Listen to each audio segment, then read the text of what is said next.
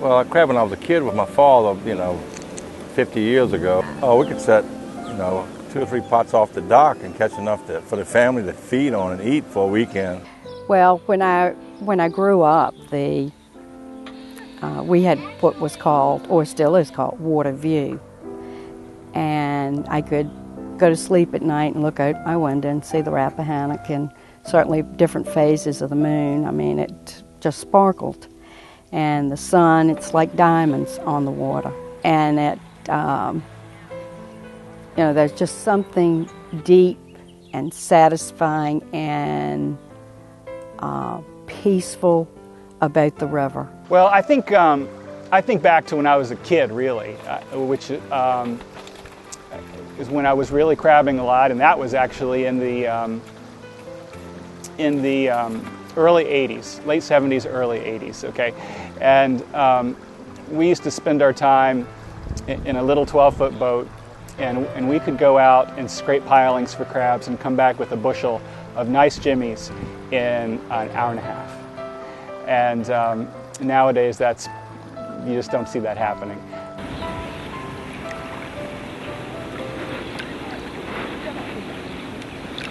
Well, the mission of Friends of the Rappahannock is to be the voice and the active force for a healthy and scenic Rappahannock River. And the reason we say voice is because the river doesn't have a voice of its own. Someone needs to speak for it. I always liked to say when I went to school and things that I lived on the healthiest river in the state of Virginia.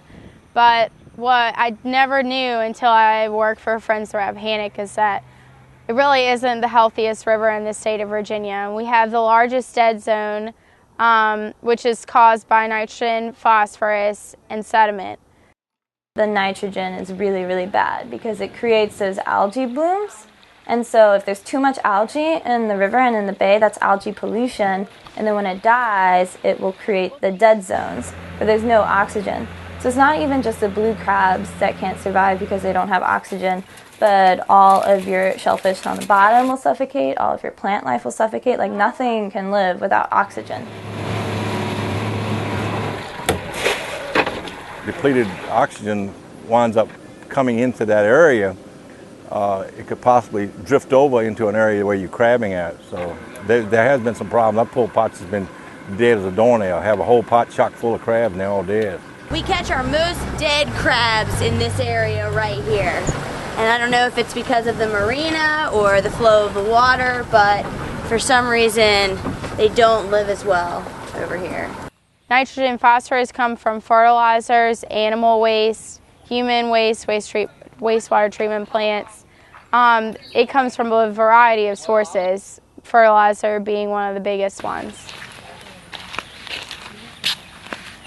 But what the scientists have shown us is that spring fertilization, while it kind of seems intuitive, plants are growing, time to give them fertilizer, it actually ends up with a lot of that fertilizer being washed away in spring rain. Yeah, the Chesapeake Club was really built for groups just like us. They put together the resources for Save the Crabs and a lot of the PR material and did all the focus groups on the interesting, fun, quirky little ads that you see on the TV. Spring rains carry excess fertilizer to our sewers and rivers. It travels to the Chesapeake Bay where blue crabs have been rapidly disappearing. They suffocate slowly from lack of oxygen. No crab should die like this. They should perish in some hot, tasty, melted butter. So hold off on the fertilizer until fall, because ridding the planet of delicious backfin is just plain wrong.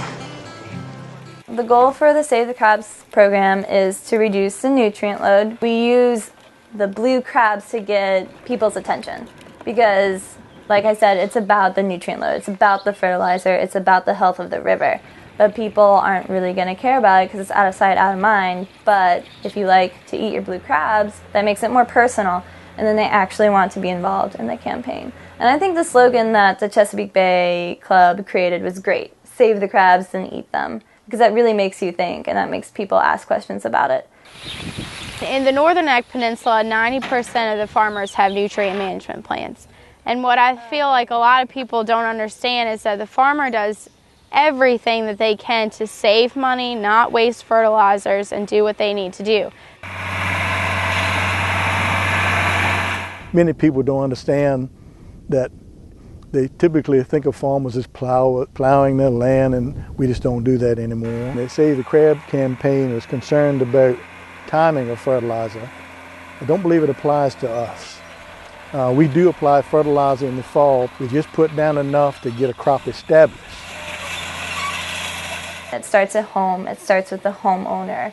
That is where the power is, with the people who don't even realize how big of an impact they're having on the river.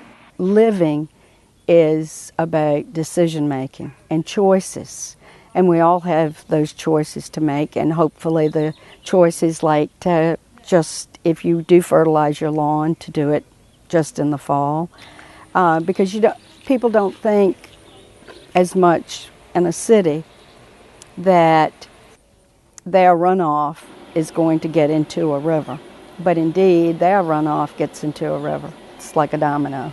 One thing affects, and then that's all crashing down. So we need to work on this together, all of us. You know, we are by no means have the right to tell anybody what to do. It's something that a person needs to feel a connection to the river, to the crabs, really just to the population that we have and the economy that we have, and they need to take the pledge themselves to make a difference.